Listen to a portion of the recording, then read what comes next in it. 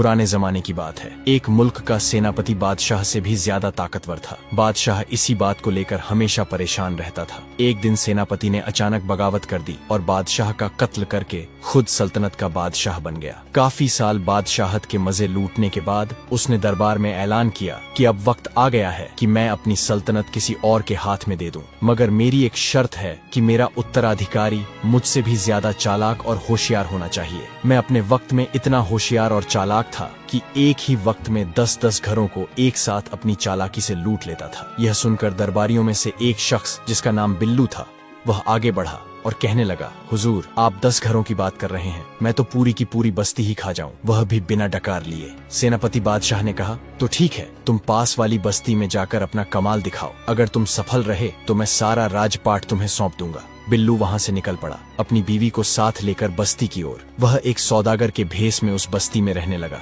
बस्ती में सब लोग उसे बिल्लू सौदागर के नाम से जानने लगे। बिल्लू ने सबसे पहले उस रात को एक गधा चोरी किया और सुबह होते ही उसे बेचने के लिए करीब के बाजार ले गया। बाजार जाने से पहले उसने गधे के मुंह में अशर्फियां ठूंस दी और गधे का मुंह अच्छी तरह कपड़े से बांध दिया। वह बाजार की भीड़ वाली जगह पर खड़े होकर गधे के मुंह से कपड़ा हटाने लगा। जैसे ही कपड़ा हटा, गधे के मुंह से खन खन करती अशर्फियां गिरने लगी। खन खन की आवाज सुनकर लोग उसकी तरफ देखने लगे और हैरान होकर आपस में बातचीत करने लगे कि क्या खूब गधा है, मुंह से अशर्फियां निकल रही हैं और वह भी सोने की। आखिर बेसब्र होकर लोगों ने बिल्लू से पूछा, यह क्या माजरा है? बिल्लू ने कहा, यह एक अजीबो गरीब गधा है। जब भी मैं उदास होता हूँ तो दिन में एक बार इसके मुंह से अशर्फियां निकलती हैं। मेरे घर में तो अब इतनी भी जगह नहीं है कि जहाँ मैं अशर्फियां रख सकूं, इसलिए मैं इससे बहुत तंग आ चुका हूँ, जिस वजह से मैं इसे बेचने के लिए बाजार ले आया हूँ।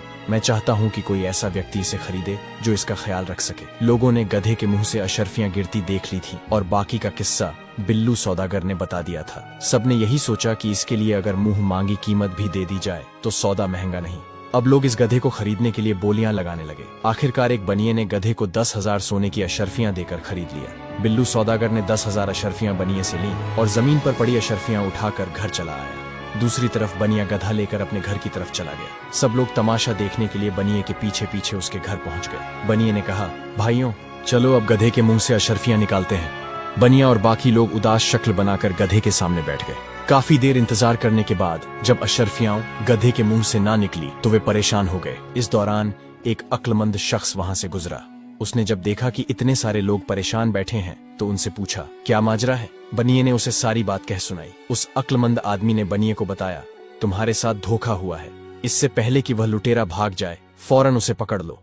सब लोग इकट्ठे होकर बिल्लू के घर पहुंचे और दरवाजा खटखटाकर बिल्लू को आवाज दी। अंदर से उसकी बीवी ने कहा, जी, बिल्लू तो किसी काम से बाहर गए हुए हैं, आप बाहर इंतजार करें, मैं अपना पालतू कुत्ता भेजती हूँ, वह वहाँ जाकर अपने मालिक को अपने साथ ले आएगा। लोग यह बात सुनकर हैरान हो गए और सोचने लगे कि एक कुत्ता अपने मालिक को कैसे घर ला सकता है। असल में यह बिल्लू सौदागर की एक और चाल थी।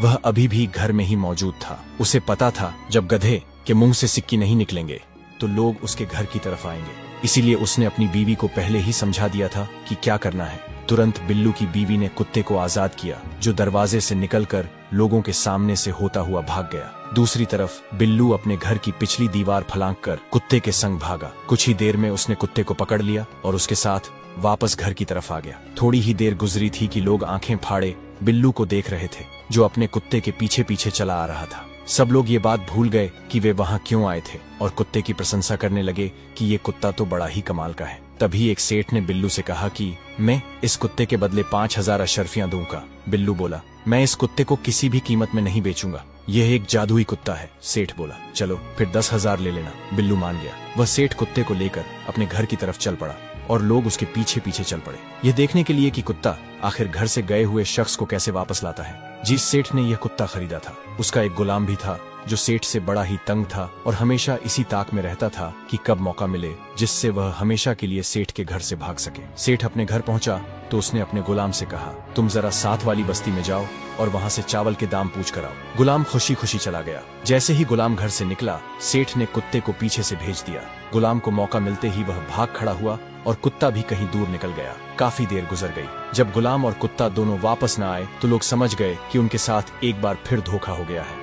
गुस्से में लोग एक बार फिर सुबह सुबह बिल्लू के घर पहुंच गए और जोर जोर से उसका दरवाजा बजाने लगे दरवाजे की आवाज सुनकर बिल्लू सौदागर एक बार फिर घर की पिछली दीवार फलांग कर बाहर कूद गया। उसे पता था कि वे लोग फिर वापस आएंगे। उसने जाने से पहले एक लाल रंग की पुड़िया निकालकर अपनी बीवी को दी थी और कहा था, इसे कपड़ों में छुपा ले। जब बिल्लू की बीवी ने दरवाजा खोला और लोगों से कहा, मेरा पति साथ वाली बस्ती में किसी काम से गया हुआ है, तो लोगों ने कहा, इस बार हम इस लुटेरे के घर बैठकर इंतजार करेंगे। सभी लोग बिल्लू के घर बैठ गए। कुछ देर गुजरने के बाद बिल्लू सौदागर घर में दाखिल हुआ। फिर उसने सभी से नमस्ते किया और अपनी बीवी से पूछा, मेरे खास मेहमानों की मेहमान नवाजी में कोई कमी तो नहीं छोड़ी ना तुमने? मेरे इन मेहमानों को कुछ खाने को भी दिया कि नहीं? बिल्लू की इन चिकनी चुपड़ी बातों को सुनकर लोग दिल ही दिल में शर्मिंदा होने लगे और सोचने लगे कि जिसे वे लुटेरा और धोखेबाज समझ रहे थे, वह तो असल में बहुत ही नेक और अच्छा इंसान है। बिल्लू की बीवी ने इनकार में सिर हिलाते हुए कहा, इन फजूल और बेकार लोगों को कौन मेहमान बनाता है? मैं तो इन्हें पानी तक भी न पूछूं और तुम खाने की बात कर रहे हो। ये सुनकर बिल्लू गुस्से से लाल पीला हो गया और जेब से खंजर निकालकर बीवी के पेट में घोंप दिया। बिल्लू की बीवी वहीं मर गई। ये देखकर वहां बैठे लोग बिल्लू पर चिल्लाने लगे और कहने लगे, तुमने इतनी सी बात पर अपनी बीवी को जान से मार दिया। बिल्लू सौदागर ने कहा, आप लोग फिक्र न करें, ये तो हमारा रोज का है। मैं अक्सर गुस्से में आकर अपनी बीवी को जान से मार देता हूँ और दोबारा उस बीन की मदद से उसे जिंदा भी कर देता हूँ। उसने दीवार पर लटकी हुई बीन को लाया और अपनी बीवी के पास बैठकर बजाने लगा। थोड़ी ही देर बाद बिल्लू की बीवी उठ खड़ी हुई और गुस्से से अपने पति से पूछने लगी, तुमने मुझे एक बार फिर जान से मार दिया?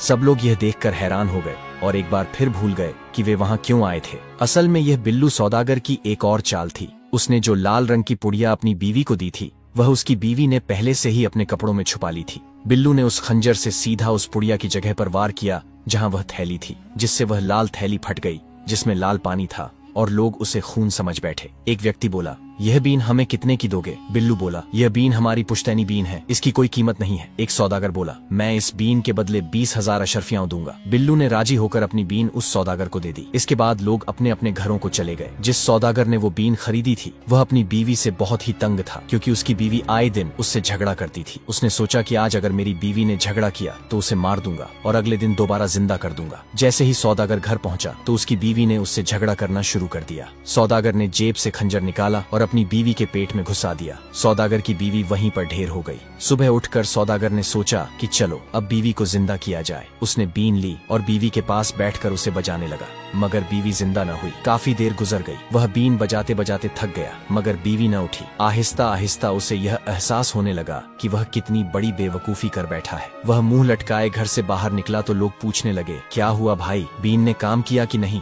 सौदागर ने अपनी सारी बातें उन्हें कह सुनाई और बोला, उस लुटेरे की वजह से मेरी पत्नी मर गई। इस बार लोग बहुत गुस्से में थे। उन्होंने कहा, अब की बार हम कुछ भी देखे सुने बिना इस लुटेरे बिल्लू को एक बोरी में बांधकर समुंदर में फेंक देंगे। एक बार फिर सब लोग इकट्ठा होकर बिल्लू के घर पहुंचे और इस बार उसे भागने का मौका नहीं दिया। लोगों ने उसके हाथ पांव बांधकर उसे एक बड़ी सी बोरी में डाल दिया और समुंदर की ओर चल पड़े। समुंदर वहां से काफी दूर था। वे सब लोग बारी बारी बोरी में बंद बिल्लू को उठाते रहे और थक गए। अभी समुंदर कुछ ही दूरी पर था कि उन्होंने सोचा कुछ देर रुककर आराम कर लिया जाए। वे सब एक पेड़ के नीचे लेट गए। थकान की वजह से थोड़ी ही देर में सब लोग गहरी नींद में सो गए। बोरी में बंधा बिल्लू भूख और प्यास से बेहाल होकर चीखने चिल्लाने लगा, मगर उनमें से कोई नहीं जागा। इसी दौरान एक चरवाहा अपनी 100 भेड़ों के साथ वहां से गुजरा। उसने देखा कि कुछ लोग पेड़ के नीचे गहरी नींद में सो रहे हैं और उनके पास रखी बोरी में कोई शख्स चिल्ला रहा है। चरवाहे ने अपनी भेड़ों को एक तरफ चरने के लिए छोड़ दिया और बोरी खोलकर बिल्लू से पूछा, तुम कौन हो और ये आसपास सोए हुए लोग कौन हैं? बिल्लू ने कहा, ये जितने भी लोग सो रहे हैं ये मेरे खानदान के लोग हैं। ये मुझे जबरदस्ती समुंदर पार एक शहजादी से शादी करवाने के लिए ले जा रहे हैं, मगर मुझे दौलत की जरा भी लालच नहीं। मेरी शादी पहले ही हो चुकी है, इसलिए मैं इस शादी के लिए राजी नहीं हूँ। जब मैंने इनकार किया तो इन्होंने मुझे जबरदस्ती बोरी में बंद कर दिया और ले आए। चरवाहा उसकी बात सुनकर बोला, बताओ क्या मैं तुम्हारे किसी काम आ सकता हूँ? बिल्लू बोला, क्यों नहीं, तुम मेरी जगह इस बोरी में आ जाओ। जब यह बोरी शहजादी के पास पहुंचेगी तो उसकी शादी तुमसे हो जाएगी। फिर तुम अकेले उस सल्तनत के मालिक बन जाओगे। इतना सुनते ही चरवाहा खुशी खुशी बोरी में जा बैठा। फिर बिल्लू ने बोरी का मुंह बंद किया। चरवाहे की सारी भेड़ें लीं और वहां से रफू चक्कर हो गया। जब वे लोग नींद से जागे तो थोड़ी दूर जाकर समुद्र के पास उन्होंने बोरी में बंद चरवाहे को समंदर में फेंक दिया और अपने घरों को लौट गए। अगले दिन जब उन्होंने देखा कि बिल्लू सौदागर के घर के बाहर 100 भेड़ें बंधी हुई हैं, तो हैरान रह गए। वे बिल्लू के घर पहुंचे तो अपनी आंखों पर यकीन नहीं कर पा रहे थे, जिसे उन्होंने बोरी में बंद करके